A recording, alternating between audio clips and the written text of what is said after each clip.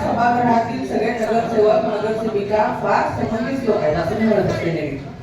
माझं म्हणणं असं आहे, सभागृहातले सगळे नगरसेवक जनतेसाठी म्हणतायत, त्याच्याकडे मजूर नाही.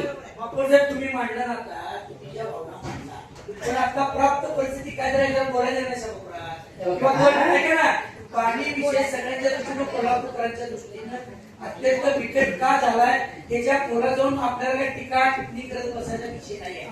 जी राधानगरीतनं वेळेवर पाणी आल्यामुळे आम्हाला ही वेळ आल्या, पण आता करंटची परिस्थिती काय आहे, कशा पद्धतीने आज कोल्हापूरला पाणी मिळणार आहे हे जर निवेदन मागवलं. आता नगरसेवक फिल्टर भांडण करून आल्या, एक सदस्यांच्या भांडण व्हायला लागल्या. ही भावना मांडायची का नाही मग सभागृहात? याचं तर नियोजन काय आहे? लाटकर साहेब, तुम्ही उलट मला तर वाटलं नव्हतं की तुमच्याकडून मला ही अपेक्षा होती. उलट अधिकाऱ्यांची काय परिस्थिती आहे तिथं जाऊन ते पण करत आहे.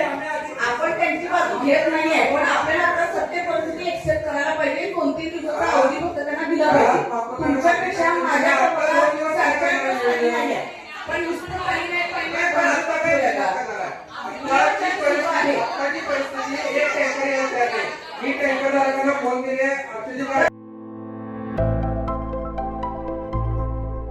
आविष्कार इन्फ्रा तुम्हाला देत आहे विविध लोकेशन्सवर NA प्लॉट्स आणि प्राईम फ्लॅट्सचे प्रोजेक्ट्स. नंदिनी जाधव नगर, शांत निवांत कोल्हापुरात घर म्हणजेच नंदिनी जाधव नगर. मल्हार रामगिरी, तुमच्या स्वप्नातील बंगल्याची पहिली पायरी. मल्हार रामगिरी हातकणंगले. पॅनोरमा हिल्स आंबा, सह्याद्रीच्या कुशीत निसर्गाच्या सानिध्यात तुमचं स्वतःचं फार्म हाऊस.